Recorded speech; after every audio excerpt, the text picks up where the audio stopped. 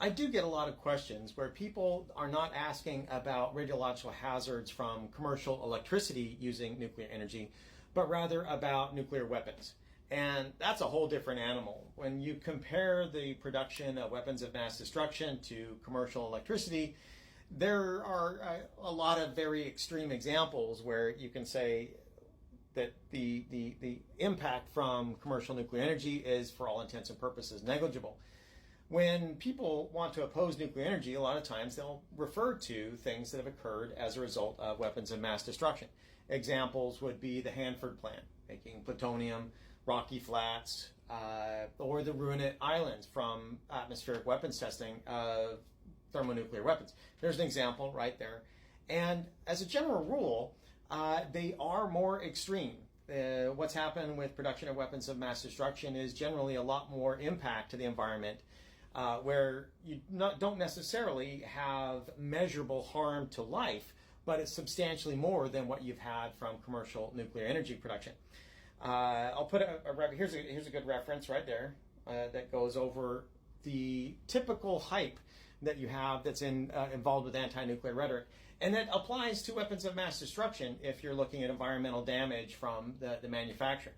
Now, it is generally far more extreme than what you get for commercial nuclear, but that doesn't mean that the terror and the fear that people have over commercial nuclear energy isn't also found there when it comes to weapons production facilities and what has occurred there.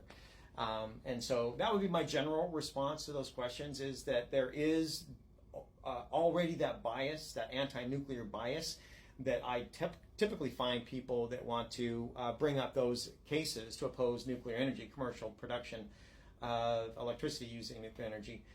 Well, they'll say, well, look at the damage that's occurred from weapons of mass destruction, the production of those. And in most cases, it's going to be entirely innocuous.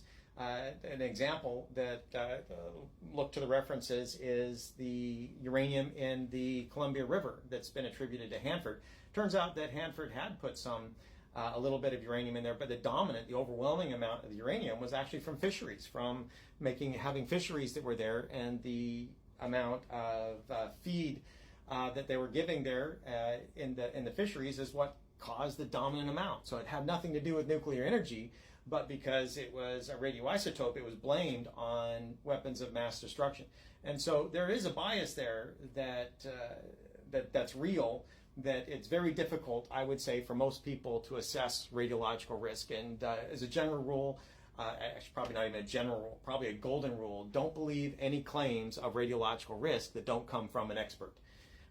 It'd be like taking medical advice on a surgery from somebody that's not a licensed clinical provider. You don't take that kind of advice on things that aren't from somebody that's an expert. And I would say the same applies with radiological risk. Having done this for a long time, it's overwhelming how the anti-nuclear views that you get in social media, or people that aren't experts, are just entirely uninformed and not based on actual risk, but perceived risk. And so that would be my response. Hopefully that helps. So I hope that everybody learned something, enjoyed the video, and hope you all have a wonderful day. Thanks for watching. Bye.